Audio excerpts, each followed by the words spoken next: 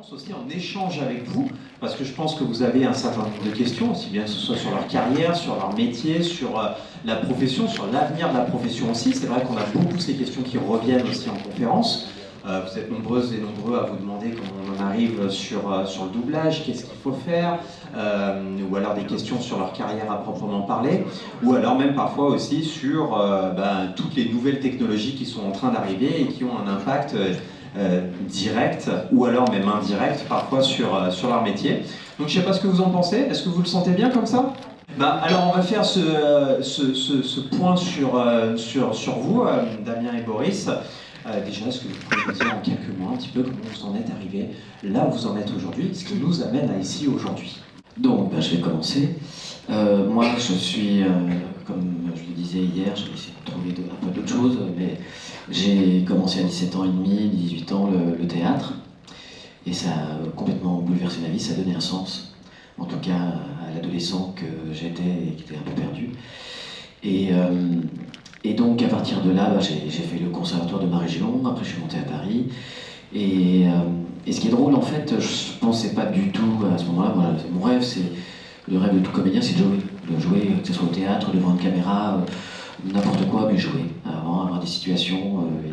Et donc déjà, avant même de savoir que je ferais plus tard du doublage, quand j'étais à la fin de mon cursus à Paris et au conservatoire, on commençait à échanger des plans entre élèves. Tiens, moi on m'a appelé en studio pour faire de la post-synchro. La post-synchro, c'est les films français que vous avez, et avec le réalisateur français, qui vient en studio après remixer ses sons du tournage et qui va refaire par exemple des ambiances. Tous les gens qu'on voit pas forcément parler mais qu'on entend. C'est ça les ambiances. Et je commençais à faire des petits trucs comme ça sur certains films. Et puis alors ce que je ne pense pas que j'ai déjà raconté cette histoire. Ce qui était drôle, c'est qu'à la suite de ça, une femme, je crois que c'est Agnieszka Holland qui a fait un film sur Rimbaud-Verlaine. C'est un des premiers rôles de DiCaprio, qui fait Rimbaud. Et on me fait passer l'audition sur DiCaprio, alors il n'était pas du tout connu encore à ce moment-là, et j'ai pas été pris. Et la réalisatrice, qui est drôle, a choisi un autre comédien qui était beaucoup plus lourd que moi et que DiCaprio. Un mec avec une voix très très grave qui s'appelait Tara Romer, qui est décédé quelques temps après dans un accident de scooter, que je connaissais, qui était un copain, enfin une connaissance quoi. Et c'était drôle parce que je me disais, mais quel drôle de choix, parce que ça ne correspond pas du tout au timbre de l'acteur. Comme quoi, vous voyez, c'est très subjectif tout ça. Et puis voilà, après j'ai fait beaucoup de théâtre pendant une période de ma vie. Je faisais facilement 2 à 3, voire parfois 4 spectacles dans l'année. Et puis voilà, c'est en jouant que quelqu'un qui était dans le doublage m'a rappelé, m'a laissé un message sur mon répondeur. À ce moment-là, on n'avait pas encore de portable. Et j'ai fait un essai sur un personnage qui était plus dans les cordes, dans le registre de Boris, un mec avec une voix très grave. Et en fait, elle s'en fichait, c'était juste pour voir, j'avais une scène d'émotion. Elle voulait juste voir comment je m'engouffrais là-dedans, ce que je pouvais donner. Et moi, je me souviens que je me suis isolé, on était 5, 6, 7 comédiens, je sais plus. Elle nous a tous fait venir dans le studio, regardez la scène, maintenant vous sortez et je vous prends un par un. Et moi, je me souviens, les comédiens parlaient entre eux, moi je me suis isolé, je me suis dit, je reste dans la... J'avais été très ému par ce que je venais de voir. Et je suis resté dans mon monde. Et quand ça a été à moi, j'oubliais tout. C'est-à-dire, pour moi, je pense qu'être comédien, c'est garder cette espèce de liberté qu'on a quand on chante tout seul sous la douche. C'est oublier le reste du monde. Rester connecté avec son décor mental, personnel, et se lâcher en toute impudeur. Et elle m'a rappelé pour me dire, ça m'a beaucoup plu, on se verra plus tard. Et quelques temps plus tard, j'étais en tournée et elle me dit, j'ai un essai pour vous, j'étais très très loin, donc j'ai dit, ok, je joue le soir, mais tant pis, je prends le premier train, je passe l'essai, et je reviens pour retrouver l'équipe pour continuer la pièce. Et puis ça s'est fait, c'était un film qui s'appelait Petit meurtre entre amis. C'était les débuts de Ewan McGregor, et puis pendant un an, plus rien. Et puis un an plus tard, Trainspotting, avec une autre équipe qui ne me connaissait pas, ils me font passer un essai, et ils me prennent. Et puis cette même équipe se retrouve avec un gros film qui cartonne aux États-Unis, c'est Roméo et Juliette. Là, ça commence à être la lancée de DiCaprio. Là, c'est un gros casting. Ils me mettent sur la voix de DiCaprio. On est cinq acteurs pour chaque rôle. Et c'est Baz Luhrmann qui choisit. Et c'est comme ça que je me suis retrouvé la première fois sur Roméo et Juliette, et 6 à 8 mois plus tard arrivait Titanic. Et Titanic m'a ouvert les portes du doublage parce que ça m'a un peu, je dirais même imposé, puisque à la suite du succès de Titanic, plein de films que DiCaprio avait tournés avant n'étaient pas sortis en France, donc ils ont voulu surfer sur le succès. Et donc je me suis retrouvé imposé, on veut la voix de Titanic, donc les studios qui ne me connaissaient pas, parce que c'est un milieu quand même assez fermé, se sont retrouvés obligés de me prendre. Et je me suis retrouvé comme ça dans des situations un peu particulières où je savais pas que le client avait imposé que ce soit moi qui sois sur tel film. Par exemple, je pense à un film en particulier qui s'appelle Basketball Diaries, qui est peu connu, où DiCaprio fait un jeune mec qui sombre dans la cam, mais il le fait d'une façon... de toute façon, à ce moment-là, on ne parlait que de lui, ce mec est un ovni. C'est pour moi un des plus grands acteurs de sa génération. Et il y avait une scène finale à la fin, une scène où il est en total état de manque et il vient taper, il s'est fait virer de sa maison, et il vient taper à la porte de la maison de sa mère, qui lui entrouvre en laissant la porte fermée avec la petite chaînette. Et lui, il essaie de l'amadouer pour avoir un peu de thune, et elle veut plus nourrir ça, et il craque, et il balance. Et en fait, j'arrive, et on me dit, il y a une scène d'essai. En fait, ils se sont permis de faire ça alors que le client leur avait dit non, je le veux, il n'y a pas de scène d'essai. Mais ils l'ont fait pour me tester. Et moi, je me suis dit, je m'en fous, vas-y, mets-la moi ta scène, je suis un comédien. Il me dit, on a mis en face de vous l'acteur qui le doublait dans Gilbert Grape. Je lui dis, mais vas-y, mets-moi ton acteur de doublage, vas-y. Non, j'étais dans cette mentalité-là, je me disais, de toute façon, je vais y aller à fond. Et tu vas voir. Et je me suis complètement lâché. Il y avait des gens qui sortaient du studio pendant la scène parce que c'était trop déchirant. Mais moi j'y allais à fond, je me souviens. J'avais toutes les larmes de mon corps qui tombaient. Je me mouchais dans mon t-shirt. J'avais de la morve partout. Enfin, j'étais dans le même état que lui, quoi. Et puis voilà. Et je me suis retrouvé. Mais tout ça, tous ces détails pour vous dire que c'est pas facile, c'est pas simple, on n'est jamais vraiment arrivé. Et que dès qu'on peut vous mettre des bâtons dans les roues, on le fait. Cette grande famille n'en est pas vraiment une. Pas vraiment une, c'est vraiment... c'est un métier où il faut se battre. D'ailleurs, même sur les derniers films de DiCaprio, comme moi je continue de passer des essais, Scorsese impose des essais, même s'il me prend à chaque fois, il impose des essais. Et je sais que par exemple en Allemagne, l'acteur allemand qui le double depuis très longtemps a refusé, il s'est dit j'en ai marre, moi ils l'ont viré. Donc voilà, c'est un moment, il faut accepter les règles.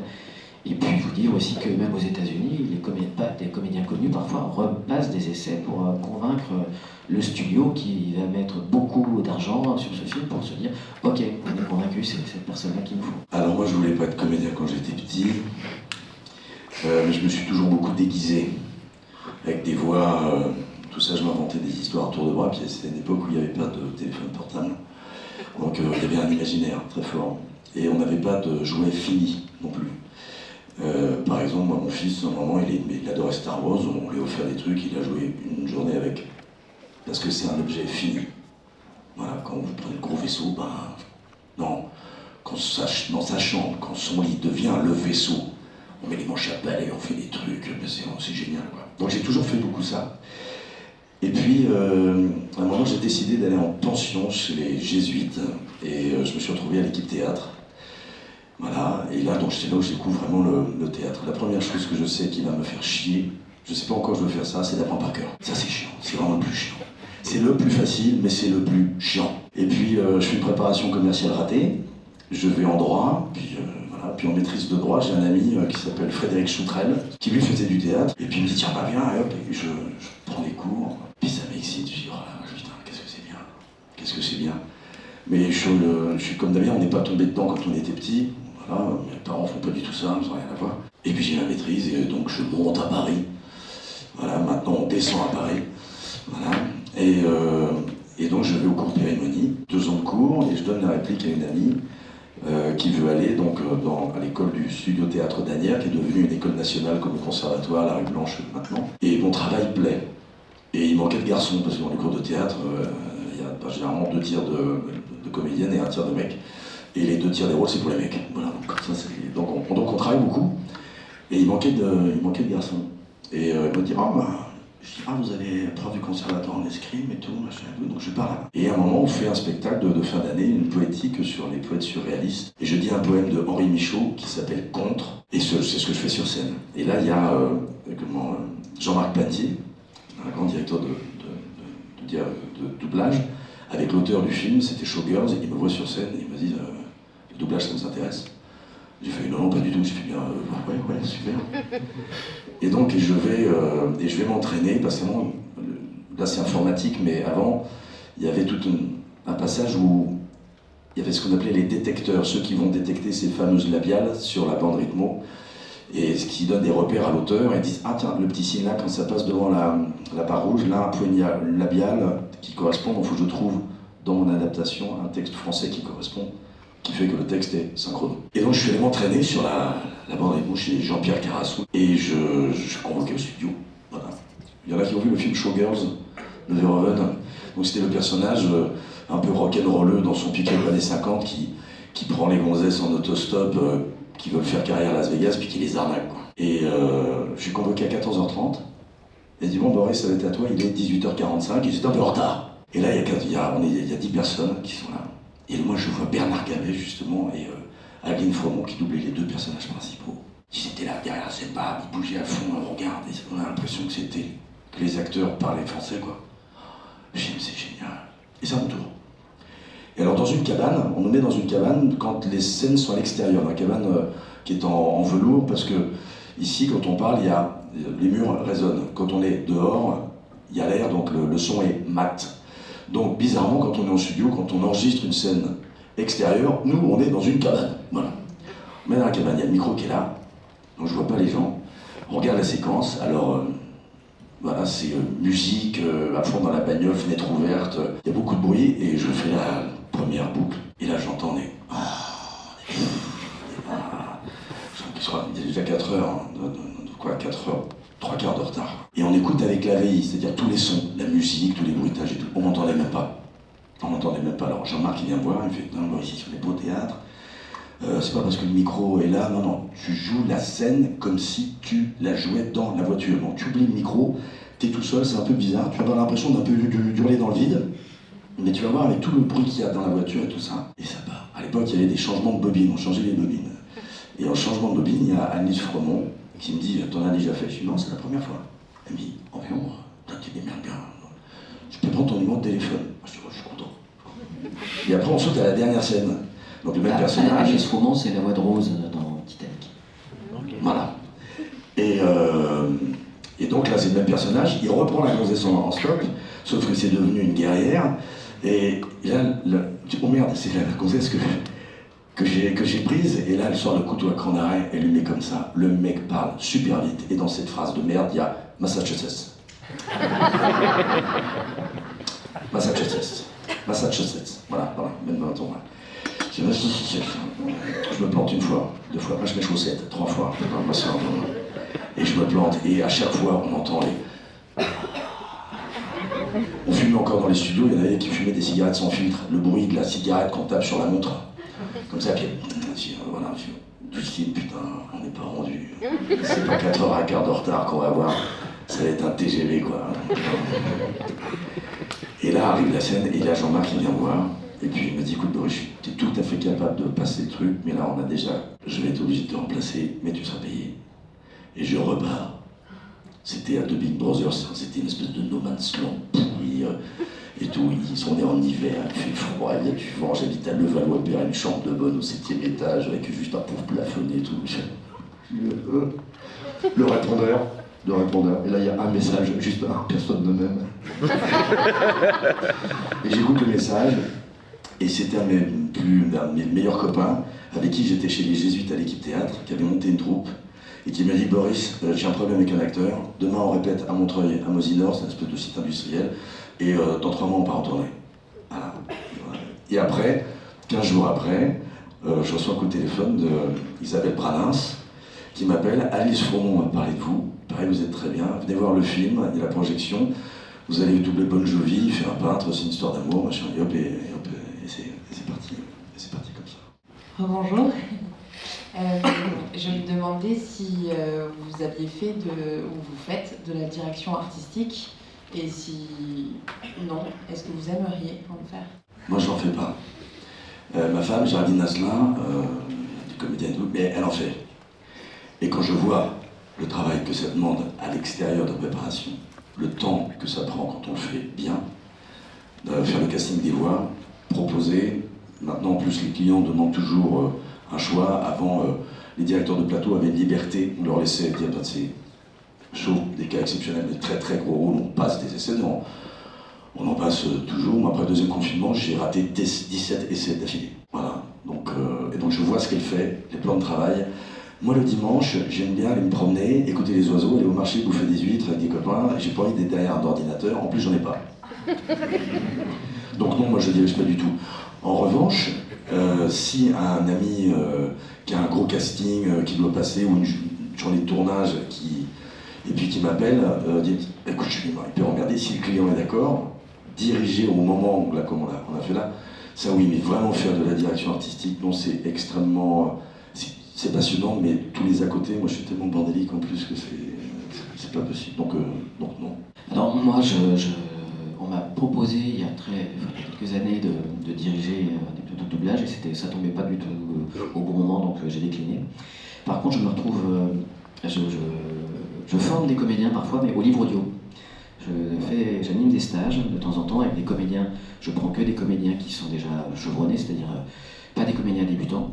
Parce que contrairement à ce qu'on pourrait croire, le livre audio, il ne s'agit pas de faire une lecture scolaire d'un truc.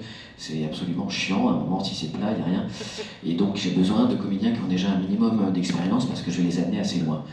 C'est-à-dire que je vais leur demander de se mettre à la place de l'auteur du livre, d'entrer dans le ton, de vivre chaque personnage, de vivre pour que... Moi, quand j'étais enfant, j'ai été bercé par Gérard Philippe avec Le Petit Prince. J'ai été bercé par les histoires de Pierre Bellemare. J'ai été bercé par des gens dont la voix et la qualité de narration me faisaient totalement voyager. Et c'est dans cet univers-là que j'entraîne les gens que je forme. Je les prends, c'est des stages qui durent 15 jours. Ils ont la première semaine avec 2 autres intervenants. Et moi, j'arrive sur la deuxième semaine où j'arrive, je dis bon, alors, je vais vous dire une chose, ça va être dur. Ça va être la semaine qu'on va passer ensemble, ça va être hyper dense. Je vais vous demander de vous foutre à poil, de vous mettre, de montrer des choses intimes de me faire rire, de me faire pleurer. Ça va vous demander de vous déchirer l'âme de temps en temps. Je veux que vous alliez plus loin que certainement ce que vous allez me proposer au début. On va bosser sur le sous-texte, sur qu'est-ce qui se passe, par exemple, quand vous avez la narration, ce qui peut sembler un peu ennuyeux quand on lit un livre, à certains passages. Je vais vous demander de les vivre, d'avoir une opinion sur ce qui va se sentir dans la lecture qu'il va faire, qu'à un moment, la personne qui vous écoute ne va pas s'ennuyer. Les personnages, je veux, sans caricature, que avant qu'on arrive à la fin de la phrase, dit-il ou dit-elle, on sache tout de suite qui c'est. Ça demande un sacré boulot. Surtout quand vous avez des scènes avec 4-5 personnes qui se parlent en même temps. Voilà. Et moi, je fais bosser les comédiens comme ça. Et je les fais bosser en fait en même temps. Qu'est-ce qu'un texte ? Qu'est-ce que l'intelligence du texte? Comment comprendre un texte? Comment après le transmettre? Et qu'est-ce que le sous-texte? Qu'est-ce qu'on met derrière les mots? On peut dire je t'aime en pensant l'inverse. Il est là le sous-texte. Et le sous-texte, on a ça dans la vie. Et on a tendance à le perdre quand on joue, de faire un truc un peu plus mécanique. Et moi, justement, je travaille à l'inverse de ça. Je travaille sur une espèce de profondeur qui pour moi, est le sucre, le nectar de ce travail. Et quand on finit la semaine, en général, c'est aussi une méthode pour travailler n'importe quel texte, que ce soit un texte, que ce soit pour le cinéma, pour le théâtre, n'importe quoi. J'essaie d'ouvrir une boîte à outils pour chaque comédien pour que, quel que soit après le travail qu'il fasse, il puisse se débrouiller, il soit autonome et ait une opinion. Et surtout, une fois que vous dépassez ça, vous entrez dans le plaisir. C'est un peu comme un pianiste, vous voyez, à un moment, il ne regarde plus ses doigts, il est dans l'interprétation. C'est-à-dire, il est par rapport au sentiment qu'il a, par rapport à ce qu'il fait, ses doigts suivent, mais il ne pense pas à ses doigts. Ses doigts sont juste une extrémité de son corps, mais ça se passe ailleurs. Et à la fin de la semaine, souvent, les gens sont hyper heureux. C'est le plus beau moment pour moi, c'est un moment de voir leurs yeux brillants et de dire merci parce que c'était génial. Et voilà. On parle beaucoup de doublage et aussi tout ce qui peut être doublage dans un film d'animation.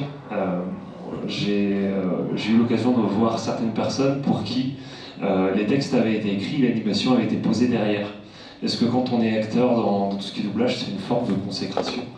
Et d'après vous, qu'est-ce qui fait qu'en fin de carrière, on peut dire voilà, j'ai atteint un certain statut, une certaine posture qui fait que mon doublage est reconnu? Les films d'animation, la création des films d'animation, je crois que les scénaristes et les graphistes et les dessinateurs ne le font pas pour quelqu'un, en pensant à quelqu'un, je ne pense pas. Ils ont vraiment un univers, ils ont des personnages dans la tête. Voilà, ils ont tout un storyboard, où c'est des planches, où c'est pas animé, et après, ils veulent trouver la voix du personnage. Moi, ça m'est arrivé dans la fameuse Invasion des ours en Sicile, de Dino Buzzati, un film d'animation magnifique. Et il y a le fameux personnage de professeur De Ambrosis, grand ami des ours. Voilà. Et donc, ça passe par le corps. Donc, quand je passais l'essai, quand on disait tout à l'heure que le ridicule, ça peut être super chouette, j'essayais de trouver le mouvement du personnage, et à force de trouver le mouvement du personnage, la voix est sortie.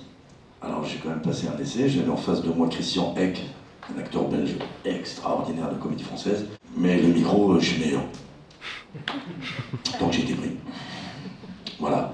Et après, quand on a enregistré, il y avait Léla Becti, il y avait aussi Arthur Dupont, qui faisait le rôle principal, et notre ami du français, là, qui fait beaucoup de doublage, qui est Thierry Ancis. Oui.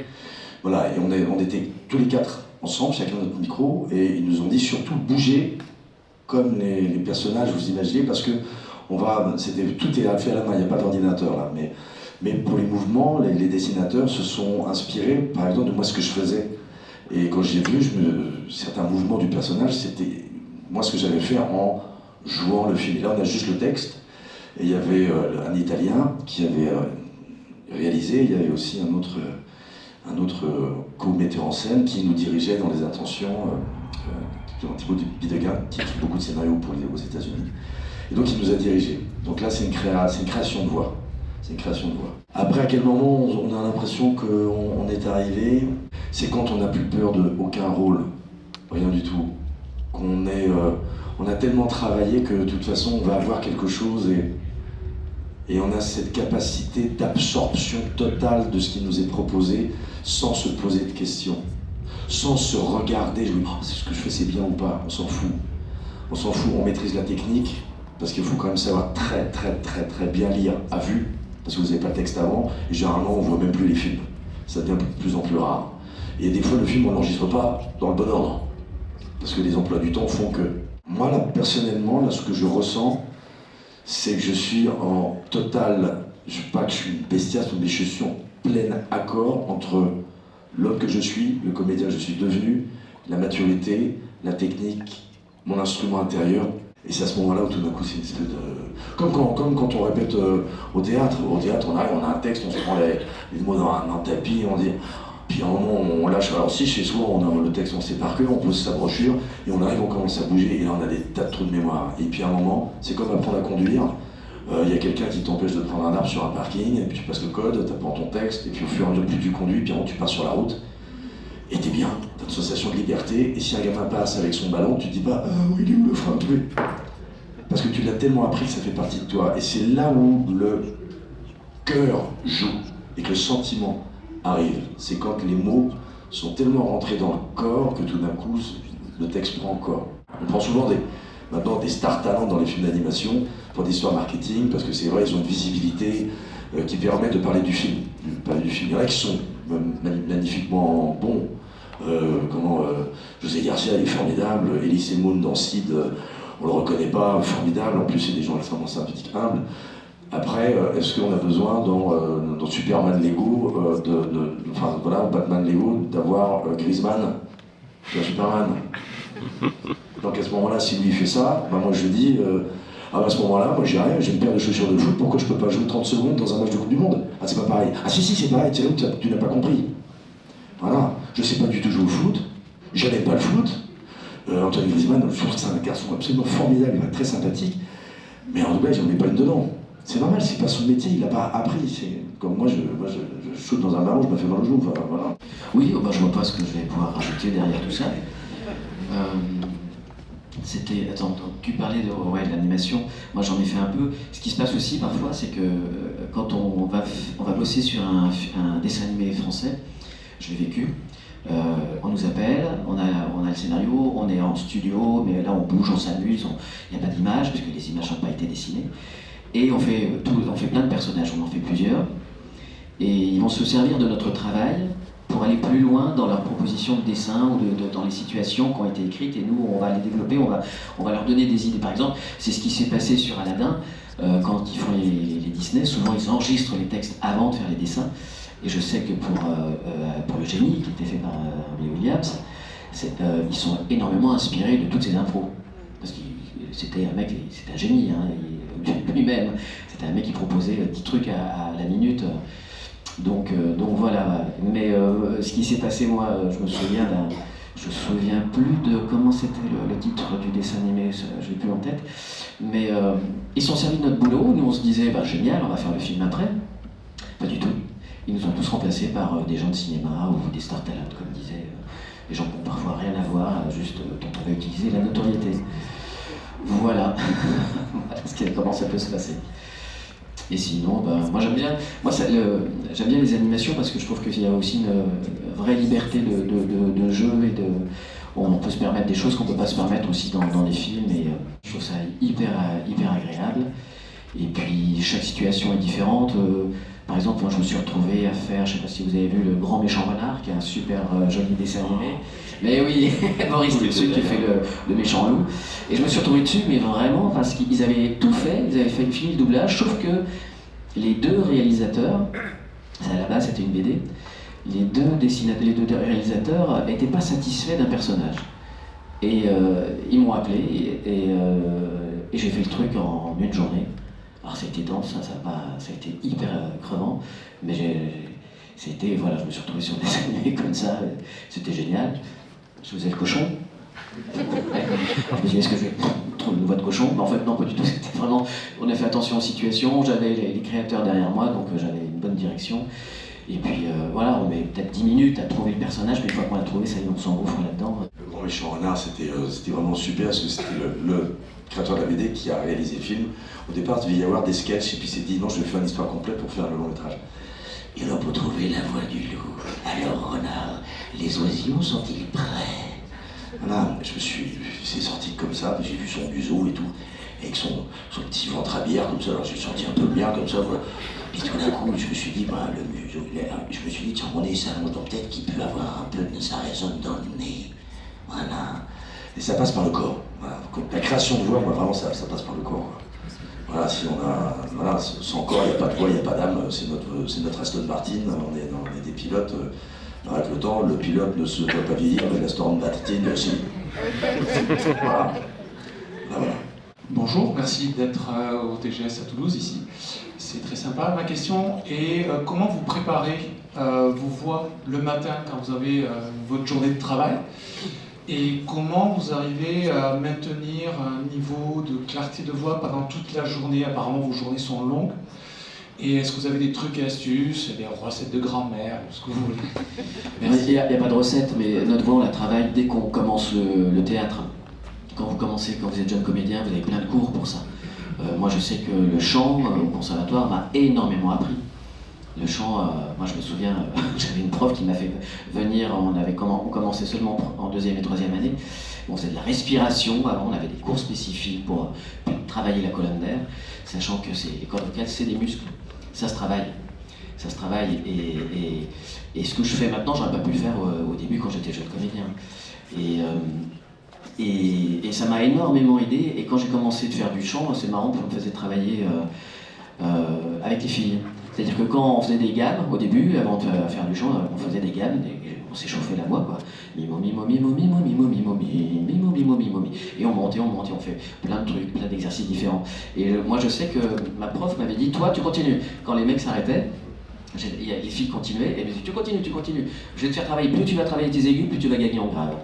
Et elle m'a dit à un moment, elle m'a fait, tiens, je te donne, à ce moment-là, on avait des cassettes, et on avait chacun notre cassette. Et on avait du training à faire chaque jour. Moi, j'avais la voix coincée un peu dans la gorge, et je faisais ma cassette comme si je faisais des haltères matin et soir. Et puis au bout de quelques mois, 2 mois, 3 mois. Tout d'un coup, j'ai senti que ça se baladait. Déjà, ma respiration avait bougé. Je me mettais à respirer beaucoup plus avec tout mon bas-ventre, mes reins, derrière mon dos. Ça fonctionnait, le bas de mon ventre. Et puis, j'ai senti que ça résonnait différemment. Même rôter ne se passait plus de la même façon. Je sentais autre chose. Il y avait un truc qui avait bougé dans mon diaphragme, je sais pas où. Voilà. Bon. Et pour répondre à votre question, moi, souvent, je suis en scooter, je suis en 2 roues dans Paris, c'est le moyen le plus simple pour être à l'heure à ces rendez-vous. Et dans mon casque, quand je suis sur périph, je fais mes petites gaffes de temps en temps. Et puis sinon, quand on commence tôt le matin, on va se chauffer en jouant. C'est-à-dire que dès les premières scènes, là, ce qu'on a fait tout à l'heure, c'est des scènes calmes. Bon, ben voilà, on va chauffer un petit peu notre voix comme ça. Par contre, si je vois que j'ai des scènes assez violentes où il faut gueuler, je vais dire ah non, pas tout de suite. Ça, on va le faire plus tard.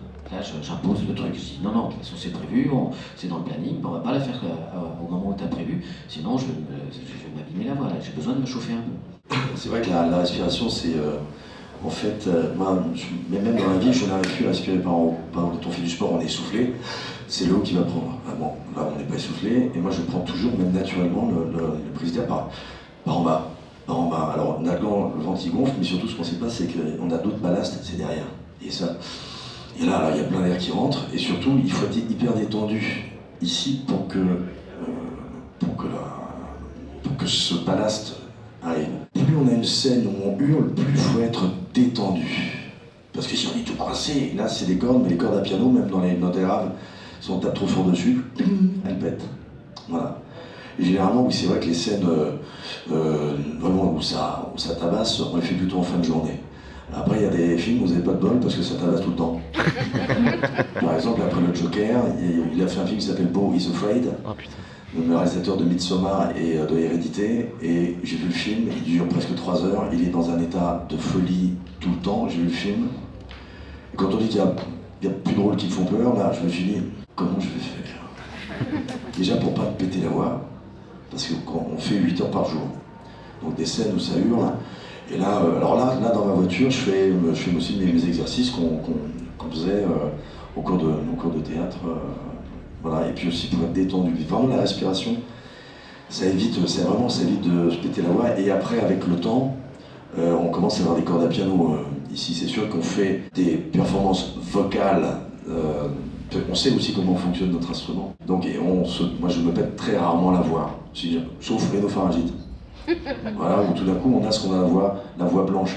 Elle est un peu, il n'y a plus d'aigu. Voilà, elle est un peu en arrière, il n'y a plus d'aigu. Alors on peut jouer au théâtre, voilà. Même si on prend des fois des piqûres de cortisone dans le cul pour jouer, parce qu'on ne peut pas dire désolé, machin. Non, il y a des acteurs, on se prend c'est de la cortisone dans le cul, que ça fait très très mal. Parce que c'est des gros trucs comme ça, puis le liquide est bien sirupeux, ça fait vraiment. Oh putain. Mais pour avoir la voix, parce que vous payez votre place, désolé, l'acteur s'est pété la voix, il ne pourra pas jouer.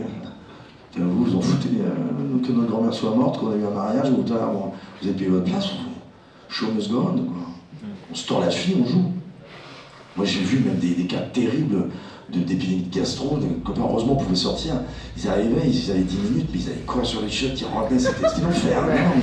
Il n'y a pas d'arrêt de travail dans le spectacle vivant. S'il y a un danseur qui se tord la cheville, là il est battu, un acteur, je me suis tordu la cheville, c'est une pièce de Shakespeare, j'avais pas un plâtre, mais j'avais mon arthrodèse, tout à coup j'étais avec mes béquilles.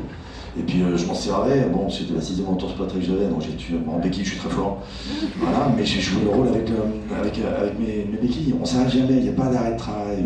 Et donc grâce à ça, on arrive aussi, on sait comment placer notre voix, et on sait aussi se sentir à la limite. On dit je vais pas la refaire celle-là, parce que sinon la voix elle se pète d'un coup. Et il y a aussi des fois où on est obligé de dépasser nos limites. Par exemple sur le Loup de Wall Street, il y a énormément de scènes de pétage de plomb de DiCaprio, sans parler de la scène où il est complètement déchiré avec la voix et qu'il essaye d'étrangler avec le fil du téléphone son copain pour voilà. Quand c'est ça, quand on voit la scène, on fait waouh, d'accord. Moi je sais qu'il y avait des scènes quand il harangue ses équipes dans le bureau avec le micro, je le voyais à la limite de se péter les cordes vocales. Et je sais que la personne qui me dirigeait me disait « Oui, mais toi t'es comédien, t'as fait du théâtre, t'as joué à Avignon, dans des grandes scènes. » Je dis « Oui, mais là, c'est pas ce qu'il fait. Moi, je me dois de faire ce qu'il fait. Donc, à un moment, je vais faire comme lui. » Donc, on faisait ça à la fin. Je sortais, j'étais aphone. Et le seul moyen, c'était de dormir. Donc je prenais à ce moment, pendant tout le doublage de DiCaprio, j'étais au somnifère le soir. Je prenais un truc assez fort, qui en un quart d'heure, il fallait que je sois dans mon lit parce que je tombais direct et je dormais d'un sommeil profond. Je me réveillais le matin sans séquelles. Et la première chose, c'était bon, c'est bon, ça va. Elle est là, elle est revenue, super, on tourne. Sauf une fois que je suis arrivé, j'ai fait croire au studio que ça va être compliqué aujourd'hui. Non, c'est pas possible. Non, je déconne, c'est pas drôle. Petite question courte, est-ce que dans votre vie quotidienne, ça vous arrive d'utiliser une des voix que vous avez déjà jouées comme ça? Genre, par exemple, quand vous ressentez une émotion, une colère, ou vous allez à la boucherie, je sais pas, vous utilisez une voix, vous avez déjà utilisé, sans faire attention. Ta question est très étrange, parce qu'on change pas sa voix quand on joue. On a la voix, après on va la moduler. Moi par exemple, je vais pas interpréter les rôles de Tobey Maguire comme ceux de DiCaprio. Tobey Maguire a une voix un peu plus légère, pas plus légère, mais plus fragile. Sur Spider-Man, j'ai fait hyper attention à ça pour pas qu'on associe, qu'on se dise ah bah c'est la voix de DiCaprio. Je suis entré dans son jeu, on entre là-dedans, mais c'est toujours notre voix. On n'est pas des imitateurs. On sait juste utiliser notre instrument pour voilà, le faire piano ou forte ou enfin voilà, c'est mais donc voilà, et la voix, parfois on nous reconnaît, ça m'arrive. Moi ça m'est arrivé il n'y a pas très longtemps. J'achète des jouets à la grande récré pour mes enfants et au moment de payer, la personne relève la tête de la caisse et elle dit « Vous voyez pas du doublage ?» Je dis « Pourquoi ?» Je réponds pas, je dis « Pourquoi ?» « Parce que votre voix me dit quelque chose. » « Ah bon ?» Elle me dit quoi? « Ah bah, elle me dit DiCaprio. » Je dis « Ah, fort, c'est bien, oui, c'est ça. » Et là, tous les gens qui étaient derrière moi dans la queue font « Hein? Ouah !» Oh là là là là. Non, alors après, quand on fait beaucoup de personnages d'animation, là on change sa voix. C'est sûr que King Julian, mais ça dit, bouge ton popotin, et touche pas les pieds. Bon, voilà, on change sa voix. Oui, ça, bon, truc cool. Viens, on va à la cuisine. Bon, voilà. Alors, dire, moi, des fois, je m'amuse quand on se fait des marchés pour ce truc photovoltaïque ou des trucs comme ça. Et je fais d'abord, bonjour, tu vas voir, ça, bonjour, machin, non, et je fais. Et ça tombe bien parce que là, j'ai bien de faire mes licencier. Et j'aimerais beaucoup, puisqu'on a déjà aidé l'État, et quand vous l'avez, là, ça raccroche. Bon. Non, sinon, moi, j'ai la chance d'avoir des amis qui sont des gens du voyage, qui sont gitans, et donc il y en a des forains. Et la conférence de Brest, j'en ai rencontré un, c'était le cousin d'un super pote à moi. Il m'a dit, oh, t'es le cousin de Thierry, machin et tout. Il dit, oh, bah, allez, viens. Je te pardonne pour le cousin, alors, parce que c'est une grande famille. John Raymond, la famille des Raymond en Bretagne, c'est une famille de forains, de gens du voyage très, très connus. Ils sont dans toutes les foires. Et il y avait son grand cousin qui avait un manège qui foutait un peu les jetons. Et je lui ai dit, alors attention, c'est les derniers tours, venez acheter votre ticket. Voilà, mais voilà. Donc, sinon, non, on prend pas. Mais si, ce qui est très drôle, c'est quand il y a des enfants, ils savent pas que vous faites ça, vous cachez derrière les portes, et puis vous faites parler les personnages, et c'est ça. Parce que des fois, là, on en joue, mais sinon, non, on se prend pas. Non, on n'est pas des là-haut. Non, tu rentres chez toi. Je vais voir ma femme, j'ai envie de là. Regarde, bonjour, avec qui la doucette. Je pense qu'elle va me dire, qu'est-ce qui t'arrive là? Voilà, non. On ne sonne pas les personnages que nous interprétons, heureusement. Voilà, il interprète magnifiquement DiCaprio dans le Wall Street, il va pas se défoncer la gueule, quoi. C'est comme moi, je fais les personnages, on tue quelqu'un, je vais pas tuer quelqu'un. Voilà. Non, on joue, c'est ça qui est génial. Mais pour bien jouer, ça s'apprend, c'est un métier. Voilà, donc méfiez-vous des formations, parce que ça, c'est des marchands de sommeil, parce qu'ils vont vous piquer votre pognon, et vous travaillez jamais. Voilà, donc il y a même des gens qui font le conservatoire des grandes écoles, ils veulent faire du doublage et ils n'y arrivent pas. Ils n'arrivent pas à rentrer. Ils disent que c'est fermé, c'est pas si fermé que ça. Maintenant, c'est plus chiant, parce qu'il y a les clauses de confidentialité, mais bon, Patrick Chéreau, moi, c'est un réalisateur, un metteur en scène de théâtre, j'aurais rêvé de travailler avec lui, parce que cette animalité qu'il avait me correspond. Bonjour Monsieur Chéreau, vous êtes en train de tourner La Reine Margot, est-ce que je peux assister à une journée de tournage? J'ai passé un essai. Bonjour Monsieur Patrick Chéreau, je peux assister à une journée de répétition, je peux passer une audition? Avant ça arrivait, maintenant c'est plus dur à cause de confidentialité, mais avant c'était possible. Des personnes l'assistaient. C'était même un peu honteux de faire du doublage. Voilà. Alors que toutes les grandes voix qu'on a eues, c'était des sociétaires du français et tout ça, quoi. Voilà. Merci beaucoup les amis.